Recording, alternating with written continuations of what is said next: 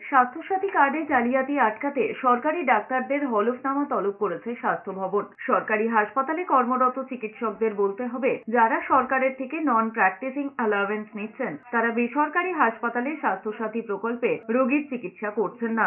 স্বাস্থ্যসাথী প্রকল্পে বেনিয়ম রুখতে কঠোর পদক্ষেপ নেওয়ার বিজ্ঞপ্তি প্রকাশ করেছে স্বাস্থ্য ভবন। স্বাস্থ্য ভবনের সাম্প্রতিক এক বিজ্ঞপ্তিতে বলা হয়েছে, শুধুমাত্র সিনিয়র রেসিডেন্ট নয়, যেসব সরকারি ডাক্তার স্বাস্থ্যসাথী প্রকল্পে বেসরকারি হাসপাতালে চিকিৎসা করেন তাদেরই হলফনামা দিয়ে সরকারকে জানাতে হবে। অন্যথায় তদন্তে ধরা পড়লে কড়া পদক্ষেপ নেবে স্বাস্থ্য দপ্তর। সূত্রের খবর, রাজ্যে সিনিয়র রেসিডেন্ট যারা বন্ড পোস্টিং এ কর্মরত এমন ডাক্তারের সংখ্যা প্রায় 8,000।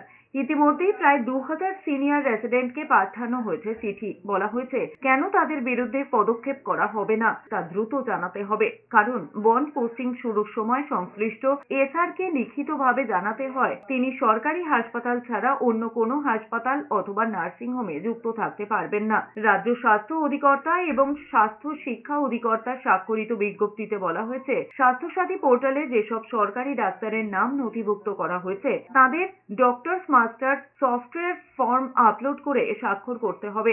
যদি কোনো সরকারি চিকিৎসক তালিকা থেকে নাম প্রত্যাহার করতে চান, তাও জেলা স্বাস্থ্য বিভাগ এবং স্বাস্থ্য দপ্তরে বদল করা যাবে। সবচেয়ে গুরুত্বপূর্ণ বিষয় হলো, সংশ্লিষ্ট ডাক্তারের স্মার্টফোনের স্বাস্থ্যসাথী অ্যাপ থেকে তিনি নিজের কাজের যাবতীয় তথ্য দেখতে পাবেন।